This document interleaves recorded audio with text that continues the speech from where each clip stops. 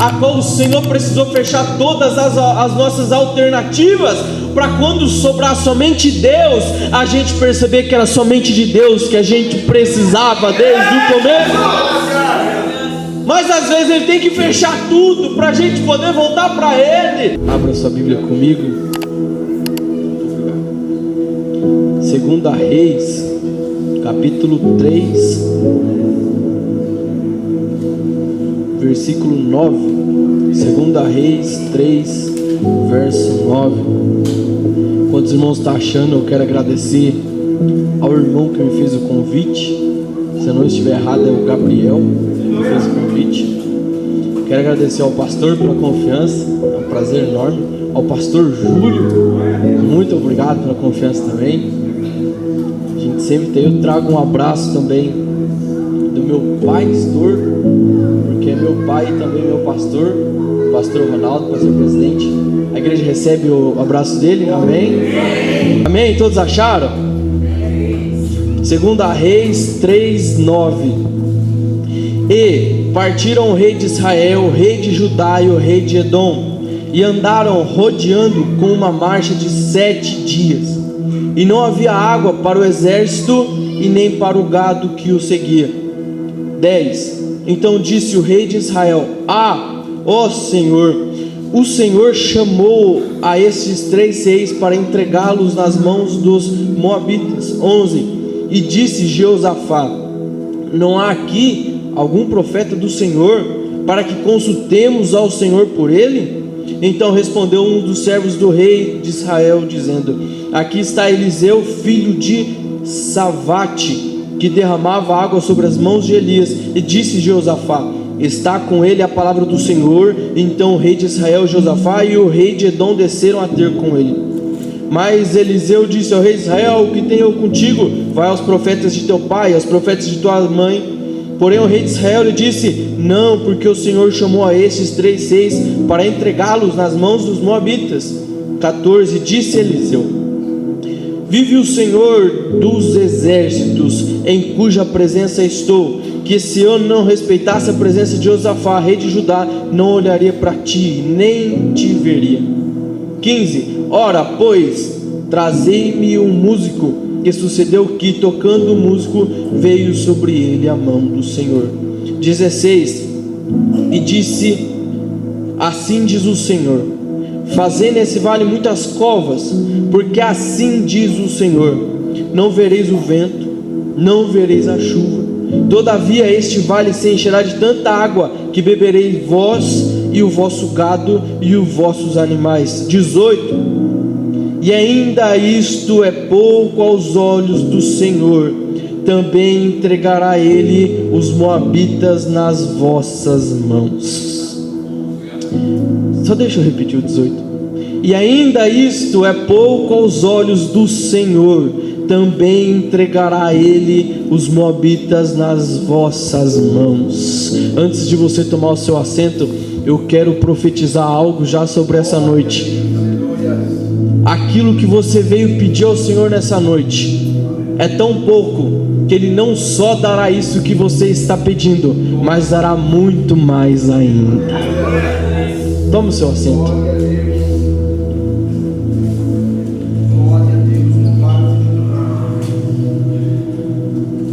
A gente tem o costume de falar que agora é o momento da palavra. Só que Deus já falou tanto nesse culto, Deus já está falando tanto, que eu posso dizer que eu só vou concluir a palavra. A hora que a gente chegou, os hinos da harpa foi: quando tudo deixares no altar. Foi assim, não foi? Quando tudo deixares no altar. Só então há de ver que o Senhor tem poder. Quando tudo deixares no altar, confiança, entrega. Quando o pastor foi começar o culto, ele começou com a palavra: nós podemos pedir embasado na palavra de Deus. Foi a palavra dele. E todos os irmãos foi completando a palavra do Senhor. Eu tinha outra palavra. Aí a irmã pediu para a gente abrir em Reis 4. A viúva que vai pedir para o profeta. Aí Deus falou: lê o anterior, que eu li o anterior. Deus falou: é isso que você vai falar para o meu povo. O quê? Eles vieram para pedir algo? Não só vou dar o algo, vou dar muito mais. Muito mais. É isso que o Senhor tem para nós. Aqui nós temos 3 reis. Imagine comigo 3 reis, 3 numerosos exércitos. Imagine comigo esse povo com sede. Agora imagine comigo esse povo no meio de um deserto. Quantas vezes nós, na nossa vida, com algum objetivo, esses reis, eles tinham o objetivo de ir numa batalha contra os moabitas por conta de uma rebelião. Quantas vezes nós, conforme, igualzinho a esses reis, saímos numa missão, colocamos algo no nosso coração, um objetivo, um projeto, algo novo, juntamos com algum mais doido que a gente, apresenta o projeto para um, mas outro fala, bora, vamos fazer. No momento que eu costumo falar isso, é muito gostoso quando a gente está no culto igual agora. Deus levanta o profeta chega na tua direção e Deus começa a falar, eu vou fazer na sua vida isso, vou fazer aquilo, vou te levar para tal canto, vou te abençoar financeiramente. A gente sai daqui com o coração cheio, pulando. Que quando alguém fala assim, espera que é no tempo de Deus, a gente quer pegar a pessoa pela garganta. Nós sai tão empolgado quando Deus fala com a gente. Quando a gente toma o primeiro passo, quando a gente coloca no papel. Ninguém sonha alguma coisa triste. Ninguém sonha, nossa, que tristeza, eu vou abrir minha empresa. Que tristeza, vou pegar eu com a minha noiva e vamos casar, que tristeza. Não. Quando nós sonhamos algo, quando nós elaboramos, quando nós colocamos no papel, é com o coração cheio, com o coração alegre. Como esses reis, a gente ainda consegue juntar mais um ou outro, para juntar junto naquela nossa empolgação, amar aquilo que a gente ama, correr atrás daquilo que a gente corre.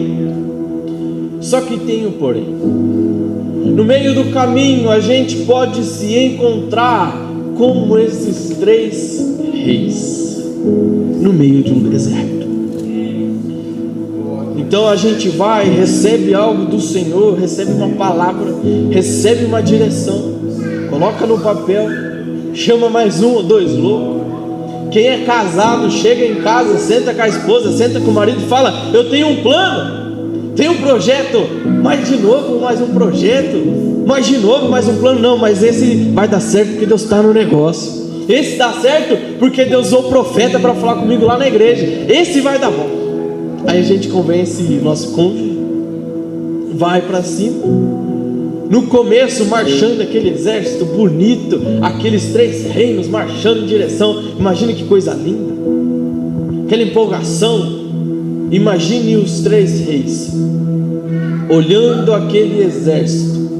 No 7 vai falar assim a resposta de um rei: subirei eu, serei como tu, o meu povo como o teu, os meus cavalos como os teus cavalos.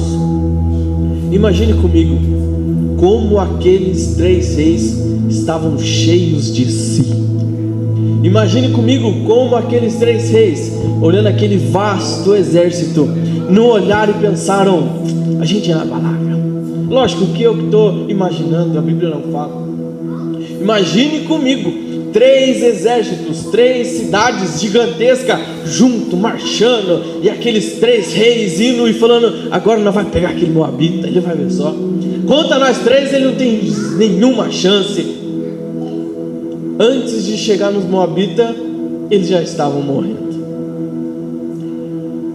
Tem vezes, e eu sei que Deus está falando com alguém aqui hoje, tem vezes que na nossa caminhada de fé, na nossa caminhada em direção a algo, Deus tem que fechar uma porta. Deus tem que colocar um empecilho. Deus tem que permitir que algo de errado aconteça, mas não para parar o seu projeto, não para impedir o acontecimento, mas para impedir o seu orgulho, para fazer a gente se lembrar de voltar para os pés do Senhor. Quando Deus fala com a gente no começo, a gente confia em Deus, se empolga, só que as coisas começam a dar tão certo que a gente começa a achar que é o nosso braço, que é a nossa inteligência, que é a nossa força. Aí Deus olha e fala: pera aí que eu te pego, pera aí que eu te paro, pera aí que eu te abaixo. E a hora que eu imagino no primeiro dia, o pessoal falando assim: ó, tem pouca água. Não, ainda tem água? Tem. Não, se ainda tem, tudo bem. No segundo dia, ó, agora está no talo, já não tem mais nada. Começa a ficar preocupante. No próximo dia, acabou, não tem mais nada. Aí eles falam: pronto, vamos morrer. Eles falam: Deus trouxe os 3 reis aqui para morrer. Eles já afirmaram: Deus trouxe a gente aqui para morrer. E quantas vezes eu e você não olha para a dificuldade e fala: pronto, aqui eu acabo. Quantas vezes a gente olha para o nosso projeto e fala: pronto, aqui finalizou, agora acabou mesmo, agora não tem mais chance. E ainda coloca até Deus por meio: ó, Deus que vai entregar a gente para o exército, Deus que entregou, já era. Nesse momento que Deus fecha a porta, que Deus tira os seus recursos, que Deus te coloca num deserto, você liga para fulano e não consegue. Você liga para cicrano: eu não posso te ajudar. Bate na porta, se fecha. E a hora que você olha para todos os seus recursos, quando você olha para todas as portas à sua volta, todas elas estão fechadas, é nesse momento que você cai aos pés do Senhor. É incrível como todos nós já passamos por uma experiência igual, a qual o Senhor precisou fechar todas as nossas alternativas, para quando sobrar somente Deus, a gente perceber que era somente de Deus que a gente precisava desde o começo. Mas às vezes Ele tem que fechar tudo para a gente poder voltar para Ele. Imagina só, se Ele deixa o nosso orgulho crescer, se Ele deixa o nosso achismo lá em cima. Imagina se a gente levanta, vai enfrentar um gigante sem orar antes, vence na força do nosso braço. Aí acontece um domingo igual esse, chuva, frio. Aí a gente deita debaixo da coberta, se cobre, coloca um filminho e fala: não preciso ir no culto mais. Por que você não precisa ir no culto hoje? Minha semana já está ganha, meu serviço já está garantido, não tem nenhum parente meu no hospital, então por que eu preciso ir no culto hoje? Meu Deus. Eu lembro que no final do ano, a minha esposa ficou internada, e eu fiquei junto com ela. Foram mais ou menos 4 meses, entre indas e vindas. Teve um dia que a gente ficou em torno de, eu acho que deu uns 15 dias no hospital de Ouro Fino. 15 dias trancado dentro do quarto. Eu podia sair lá fora, respirar um ar, voltar, ela não podia. Meu irmão, chegava no domingo, tudo que eu queria era estar dentro da igreja. Tudo que eu queria, mas parece que as coisas é tão incrível que até a live da igreja eles não estavam fazendo, rapaz. Tudo que eu queria era, meu Deus do céu, era entrar no chuveiro, tomar um banho, colocar uma roupa e ir para a igreja. Era tudo que eu queria. Mas quando está tudo bem, mas quando a gente está feliz demais, tudo dando certo, aí a gente escolhe o culto que vai, aí a gente escolhe se ora ou não ora. Aí o Espírito Santo nos chama nas madrugadas, a gente vira para o lado e fala: Espírito Santo, daqui a pouco eu levanto, e não levanta nada. Aí Deus fala: espera só um pouquinho que eu te pego no deserto. Espera só um pouquinho que eu te alcanço lá no deserto. Está muito cheio de si, está achando que pode fazer o que pode, confiando no teu braço. Aguenta um pouquinho, deixa eu cancelar os clientes, Deixa eu fechar as portas. A hora que a dívida estiver lá em cima, não tiver de onde tirar, a agiota já não quer mais emprestar, familiar já olha e fala assim: olha lá, ó, já vem quem vai pedir dinheiro emprestado de novo. É a hora que você cai no joelho, no pé da sua cama e fala: Senhor, me acorda nessa madrugada para mim orar contigo. Senhor, ó, Senhor, levanta um profeta lá na igreja para falar comigo, pelo amor de Deus, que eu não sei o que fazer, estou sedento de ti. Você quer um segredo para você sempre ganhar guerras, sempre estar ganhando batalhas?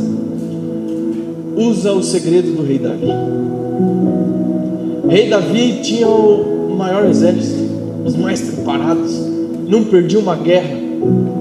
Só que toda a guerra, antes dele ir, ele colocava o joelho e falava: eu não vou antes de Deus falar que está comigo. Ele ganhava todas, não perdia nenhuma.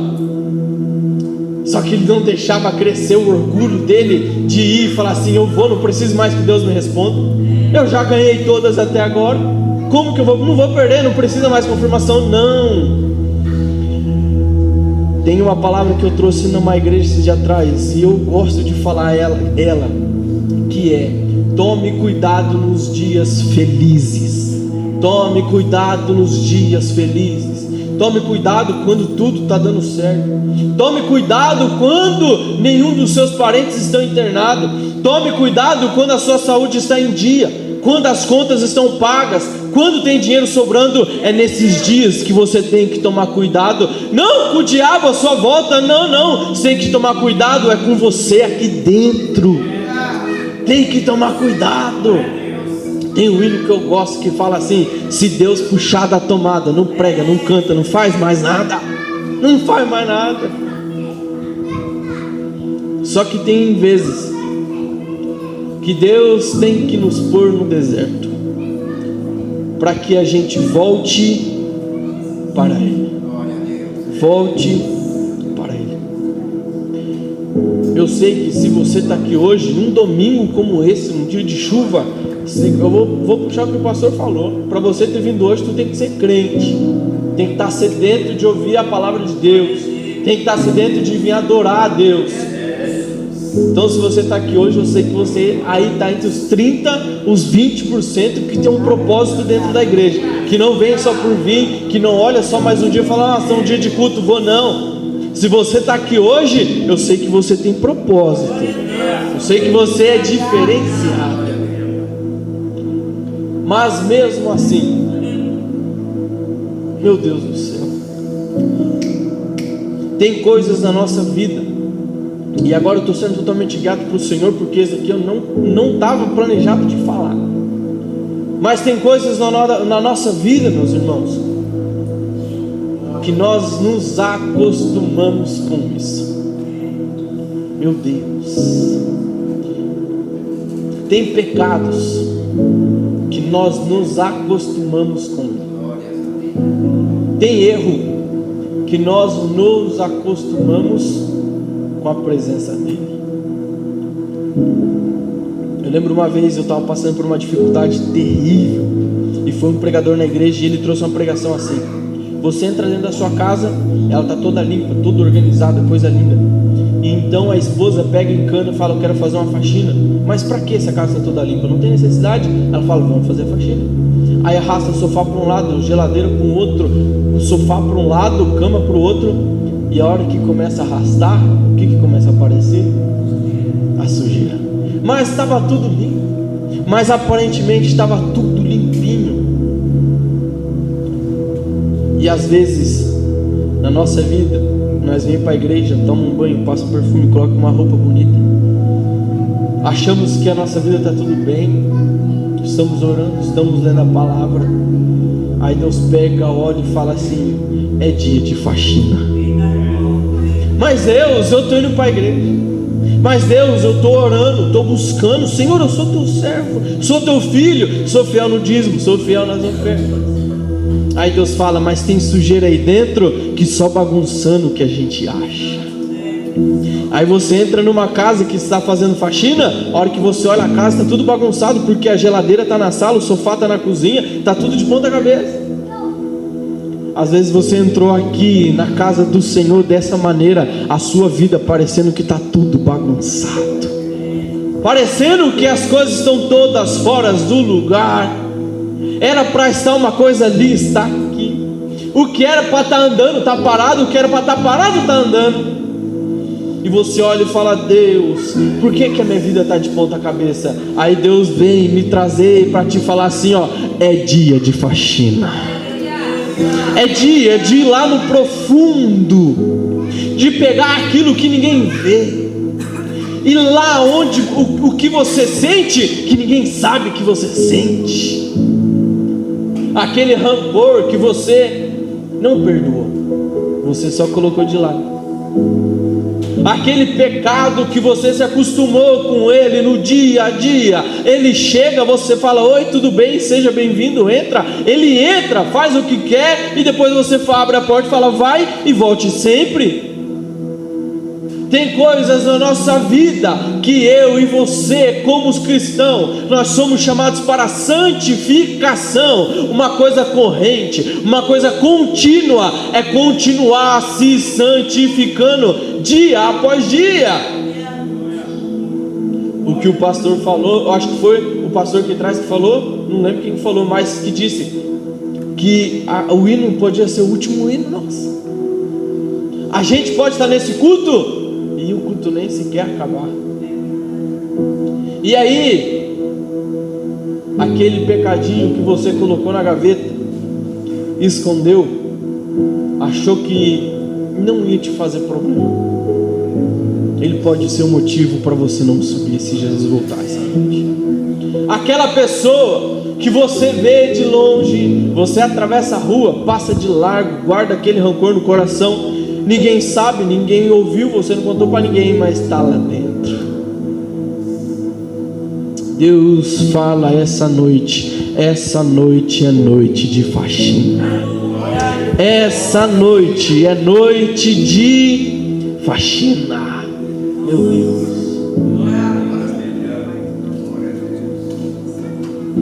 Uma coisa eu estou entendendo como cristão, eu tenho só 25 anos de crente, e uma coisa eu tenho entendido: toda vez que eu superar um pecado, eu descubro outro em mim que eu ainda não sabia.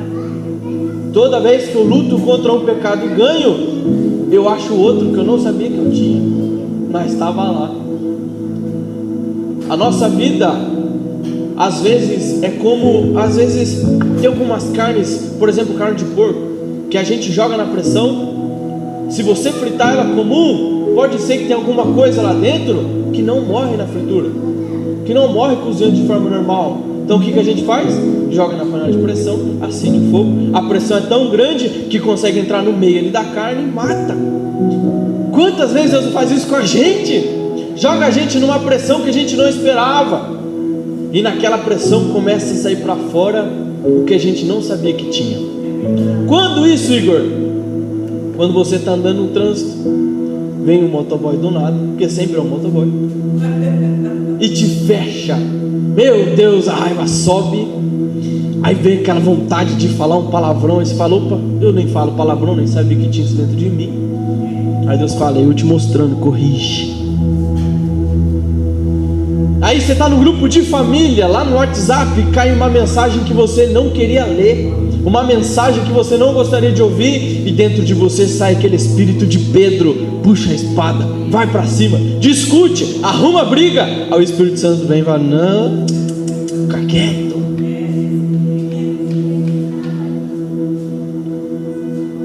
Às vezes Deus permite a gente se encontrar ao meio ao deserto, para Ele poder encontrar em nós aquilo que nem nós sabíamos que tinha. Eu conheci o coração de vocês no deserto. Meu irmão, minha irmã, se você hoje se encontra como esse exército no meio de um deserto, sem saída, sem socorro, Tem uma frase que diz, eu gosto muito dela: é no deserto que Deus prova o amor dele com a gente. É no deserto que Deus prova o amor dele com a gente. É no deserto que Deus manda um maná quentinho toda manhã. É no deserto que Deus cuida, que Deus mostra o amor dele por nós. Quando nós temos dinheiro no bolso, acabou alguma coisa dentro de casa, a gente entra dentro do carro, vai no mercado, compra e volta, não tem problema. Mas quando Deus nos põe num processo, numa prova, acabou tudo dentro de casa, não tem mais dinheiro. Aí Deus vem e fala: calma, deixa eu te mostrar o meu amor por você. Aí daqui a pouco alguém que liga: você está precisando de alguma coisa? Estou indo levar. Quantas vezes a gente carregava esses tipos de testemunho quando nós éramos crianças, vezes de não ter nada dentro de casa, daqui a pouco parava o caminhão do mercado, começava a descarregar as coisas, a gente tudo criança dentro de casa, a minha irmã ligando pro meu pai: o senhor como fez compra? Meu pai: compra com que dinheiro? Não tem dinheiro, como vai fazer compra? Ah, porque o caminhão está descarregando um monte de compra aqui. Menina, manda devolver essa compra, porque não é nossa, estão entregando errado e eu não tenho dinheiro para pagar essa compra depois. A minha irmã falando: pai, tarde demais, as crianças já abriu tudo, já estão tudo comendo as coisas, não tem mais. Aí daqui a pouco eu ligo uma irmã pro meu pai lá de São Paulo: pastor, chegou a compra aí, eu estava aqui, Deus mandou te entregar esse valor, mandar a compra aí na sua casa. Esse final de ano nós passamos por um deserto tão grande, só que eu vi o amor de Deus em cada detalhe. Um dia o pastor tem que me chamar só para contar esse testemunho, que não tem nem tempo para contar, é muito grande. Mas a gente passou por um processo tão grande, uma pressão enorme, que um dia a família se reuniu e falou assim: Igor, vamos todo mundo para a praia.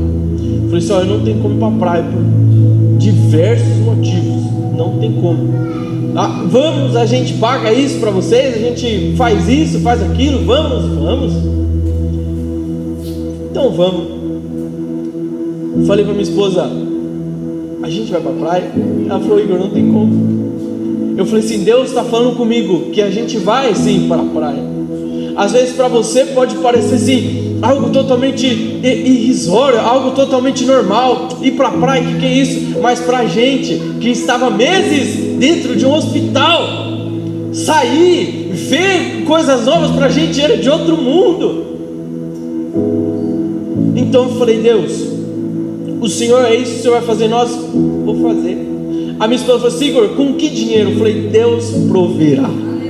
Eu não esqueço desse dia, nós dentro do carro, eu falei assim: Deus proverá. A gente ia sair na sexta-feira de madrugada. Eu não sei porque que eu estou contando esse testemunho, o Espírito Santo que está levando. A gente ia sair 1h da manhã, eram 4h da tarde. Minha esposa estava arrumando as malas, a gente não tinha só o dinheiro da gasolina.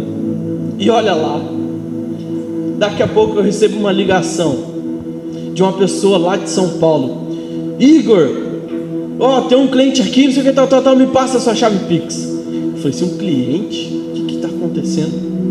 E desligou correndo. A gente estava passando por tanto problema, que eu pensei: é mais um problema. Deu algum problema com algum cliente lá, o cliente ficou bravo comigo, não quer nem falar comigo, pagou direto para ele em vez de pagar para mim. Nossa, é outro BO que vem aí. Daqui a pouco ele manda o Pix. E embaixo ele escreveu assim: resposta das suas orações.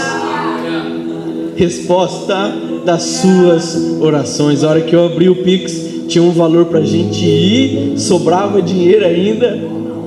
4h da tarde, a gente ia sair 1h da manhã, e o Senhor nos surpreendeu com o quê? Com o amor dele.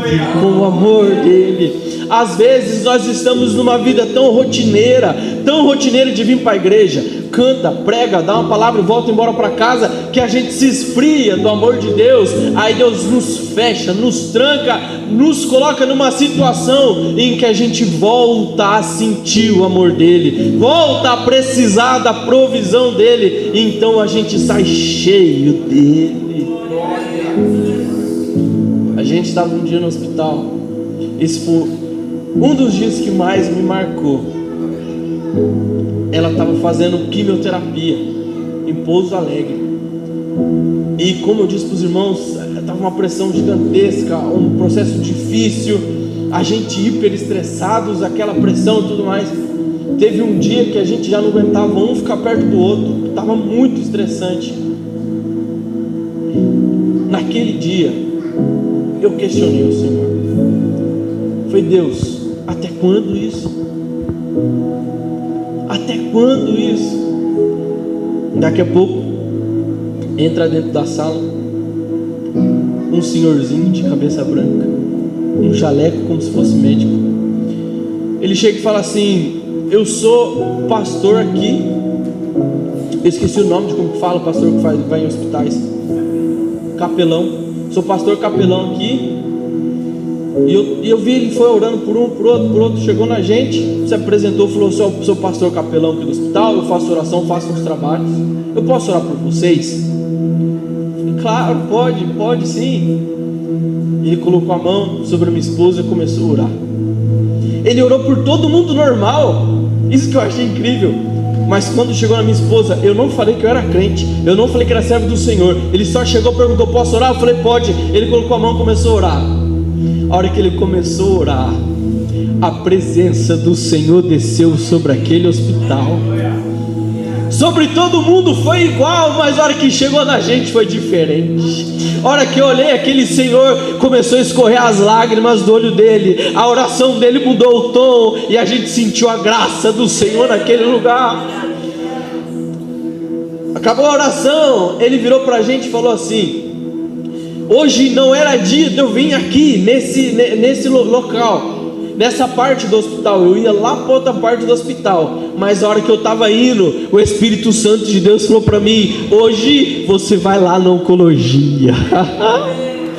Eu saí de dentro do hospital com o coração tão quentinho, falando: Deus, no dia mais difícil o Senhor se fez presente.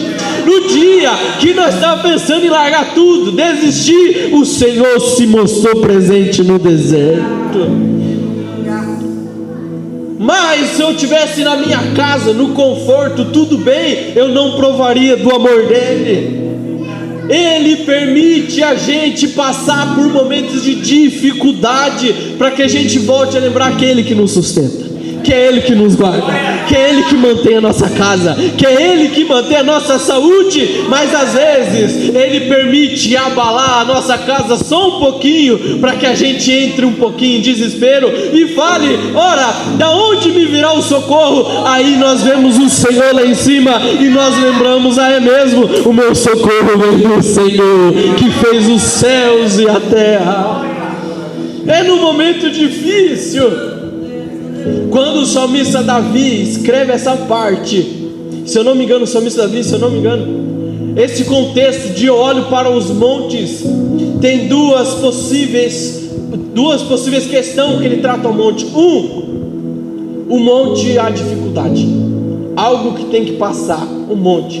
2, antigamente eles adoravam a outros deuses nos montes. Então pode ser que Davi olhava para os montes e via altares de outros deuses. Em qualquer uma dessas questões, Davi está olhando e se lamentando perante algo ruim, perante alguma dificuldade. E aí ele lembra: o meu socorro vem do Senhor. E hoje eu sei que Deus está falando com alguém, porque Deus está batendo essa tecla. É no momento da dificuldade que a gente olha para o Senhor e lembra que é Ele que é o nosso sustento. Eu quero encerrar finalizando, para não ficar pela metade. Deus, Ele se fez presente no momento da minha dificuldade, que eu lembrava daquele versículo, que o Senhor é socorro bem presente no momento da angústia. Que, meu Deus, eu tenho que contar isso. Quando nós entramos, quando a médica falou, você vai precisar fazer quimioterapia. Para quem não sabe, a minha esposa, ela faz fotos de tricô, ela é modelo de tricô. Então imagine uma modelo que faz foto de tricô pensando: vou ficar careca, vou perder minha sobrancelha, como que vai acontecer? E pra gente, para nós homens, a gente não tá nem aí. Se precisar raspar o cabelo, a gente não se importa. Agora para uma mulher, fala assim: você vai ficar careca, vai perder os cílios, vai perder a sobrancelha, vai perder tudo. Ela entrou para fazer quimioterapia. Primeira semana, nada de cair o cabelo. Segunda semana, nada de cair o cabelo. Terceira, quarta, quinta, segundo mês, foi indo, nada de cair o cabelo. Ela recebe a alta: você não vai precisar mais fazer quimioterapia, já acabou, não vai precisar mais. Sai ela da quimioterapia com os cabelos dela, com a sobrancelha dela, com os cílios dela. E tinha uma outra moça lá dentro que estava fazendo o mesmo tempo que ela, o mesmo medicamento que ela, igualzinho ela. E nas primeiras semanas estava carequinha. E ela chegava em casa falando assim: Igor, eu não entendo, dá até dó de olhar para a moça, ela está ficando tão carequinha e meu cabelo nada de cair. Isso me lembra quando Jesus Cristo chega, e eu já estou encerrando, quando Jesus chega no túmulo que está Lázaro, Jesus chora. Isso é muito incrível, porque Jesus sabia que Lázaro ia ressuscitar. Ele está falando o caminho inteiro: Lázaro vai ressuscitar, e não é para a morte. Ele está falando. Então por que Jesus chora se ele sabia que Lázaro ia ressuscitar? Ele chora porque ele vê as duas mulheres chorando também. Como assim? Mesmo sabendo o desfecho dessa história, ele ainda se compadece com os nossos sentimentos. Mesmo você estando na prova, ele sabe que é para o seu bem, ele sabe que é para te tratar, ele sabe que ele que está no controle, mas ele não despreza a sua dor, ele chora contigo as suas lágrimas, ele sofre contigo, ele não despreza a sua dor no momento da prova. É isso que eu acho tão maravilhoso nele. Ele sabe, se a gente que é pai, a gente vê que nosso filho está chorando por algo que no final tem solução, o que a gente fala? Para de chorar, às vezes tem solução, vai acabar ali na frente. Mas Deus não, Ele sabe que tem solução, sabe que tem desfecho, sabe tudo, mas Ele chora junto com a gente. O Espírito Santo está falando no meu coração. Tem gente que entrou aqui hoje falando: Deus, o Senhor se esqueceu de mim. Eu acho que Deus não se importa mais comigo, com as minhas dores. Eu acho que Deus não se importa mais com aquilo que eu sofro. Mas Deus me trouxe aqui para te dizer: você está no processo, sim, foi eu que te coloquei, sim, mas eu não desprezo as suas dores. Eu acolho as suas dores. Meu Deus, Deus está falando. Tem gente aqui que nas madrugadas andou chorando, angustiada, falando: Deus não se importa mais comigo, olha a minha situação. Oh meu Deus do céu. Aí Deus traz o Igor lá da Colinas de Sião para falar assim: Ele te ama, Ele se importa com você. E se Ele me trouxe aqui hoje foi só para falar assim: você está na prova, mas eu estou contigo. Você está no deserto, mas eu estou contigo. Volte para mim, volte para o joelho, volte para a oração, que no tempo certo eu, Deus, te tirarei da prova. Meu Deus.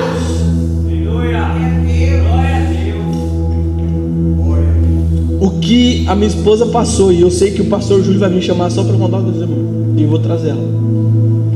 O hospital de Pouso Alegre, hospital regional, gigantesco, pega casos da região inteira há muitos anos. Eles viraram para minha esposa e falaram assim: o seu caso que você teve é o segundo que a gente pega até hoje, e é o primeiro que rescinde, é o primeiro que retorna depois que vai embora. O caso dela foi um caso tão raro que a faculdade lá que estuda com eles foram atrás dela para estudar ela e ela virar caso de estudo para a faculdade. Meu Deus, quando ela entrou na sala de cirurgia, entrou com ela aquele monte de reincidentes, médico reincidente. Para fazer a cirurgia dela, chamaram não foi os médicos do hospital, eles chamaram o professor da faculdade, um dos maiores que tinha, para fazer a cirurgia dela, de tão complexo que era. E eu vou encerrar contando esse testemunho. Ela tinha que dizer, para ela parar de fazer quimioterapia, o exame de sangue dela. Só que depois que o Júnior me contar, eu vou ter contado essa parte. Não vai perder a graça, mas não tem problema. O exame de sangue dela tinha que estar abaixo de 9 para ela parar. E estava em torno de 15 mil. É muito alto. 15 mil. Tinha que chegar a 9. Então ela fez o exame e tudo mais. Quando ela foi começar a fazer a quimioterapia, ela teve que fazer exame de sangue de novo e etc, para ver. Quando a médica olhou aquele exame de sangue, antes dela começar a quimioterapia, ela não tinha feito tratamento nenhum ainda. A médica olhou de novo. Tem alguma coisa errada aqui. Por quê? Você nem começou o processo ainda e o seu exame já está em 35. Em 35, de 15 mil para 35, sem remédio nenhum, sem tratamento nenhum. Aquele momento eu entendi que era Deus falando pra gente assim: ó, vocês estão entrando, vocês estão, mas eu já estou mostrando que eu estou com vocês antes de vocês entrar. Antes de vocês entrar, eu já estou mostrando que é eu que estou contigo. Se coloque em pé, 5 minutos. Meu Deus, eu estou sentindo a graça dele de uma maneira tão grande, tão grande. Aquilo que você veio pedir hoje, o meu Deus, não só há de dar aquilo que você pediu, mas muito, muito mais.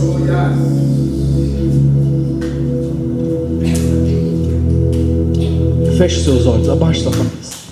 Nesses 5 minutos, você que está passando por um deserto, você que está numa situação difícil, e hoje Deus falou com você através dessa palavra que Ele te ama, que Ele está contigo, que Ele te levou para o deserto para você poder voltar para Ele. Eu quero que você feche os olhos onde você está e faça essa última oração comigo. Senhor Deus eterno Pai, estamos, ó Senhor, diante da Tua grande e maravilhosa presença. Jesus, eu sinto tão grande a Tua graça, o Teu amor sobre esta casa. Deus, eu quero te pedir, invada os corações aonde quer que eles estejam. Invada, Senhor, os corações onde quer que eles estejam e traz, Senhor, o amor. Traz, Senhor, a paz. Senhor, pessoas que entraram aqui, Senhor, esperando uma resposta, esperando, Senhor, uma direção, e já faz tempo, mas parece que o Senhor não responde. Senhor, vai de encontro a esses corações nessa noite. Vai de encontro a esses corações essa noite. Ó, eu não sei o que Deus tem com essa moça que estava cantando Urabacahai, tocou Managashai. Só que eu vejo meu Deus entrando lá na casa dela. Urabacanta Suriandaramanai. Eu vejo Deus entrando lá na casa dela. Meu Deus, eu não sei se ela tem filhos, mas Deus, eu te peço, entra lá, Senhor. Se ela tiver filhos, entra nos filhos, Senhor. Deus, se ela tem, Senhor, um menino, Senhor, eu não sei se ela tem um menino, mas entra lá, Senhor, naquele quarto, se ela tiver. Deus, se ele tiver, não importa, Senhor, o que ele esteja fazendo, vai de encontro nessa noite.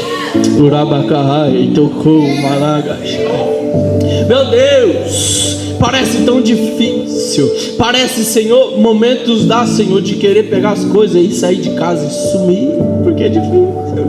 Mas, Senhor, o Deus, meu Deus do céu, o Deus que conhece as dores que ninguém conhece, que vê os choros na madrugada que ninguém vê, aqueles momentos dentro do banho, do chuveiro, que a gente conversa com Deus, Deus, mas isso, Deus, aquilo que vou fazer, como vai acontecer? Assim diz Deus, Surabacahai, tocou Managashai. Eu, Deus, estou entrando lá, quebrando corações duros. Ah, o coração é duro. Meu Deus, Deus é especialista. O meu Deus é especialista em gente de coração duro. Olha eu aqui. Deus vai de encontro, Senhor, lá, Senhor, naquela casa, lá naquele lar, lá naquele coração, Senhor, e coloca de joelhos na tua presença. Mas, Senhor, se eu tenho intimidade contigo e crédito ainda, eu quero te pedir, traga, Senhor, mas não para ser qualquer um aqui dentro, não, traga para ser o melhor, traga, Senhor, para ser o que mais busca, traz, Senhor, aqui dentro da tua casa para ser o mais fiel, aquele que o pastor fala assim, quem vai comigo? Ele fala, eu vou. Quem vai comigo? Eu vou. Vamos em tal cidade? Vamos. Vamos orar? Vamos jejuar? Vamos, Senhor, porque eu sei que o Senhor é Deus que escuta a oração de uma mãe.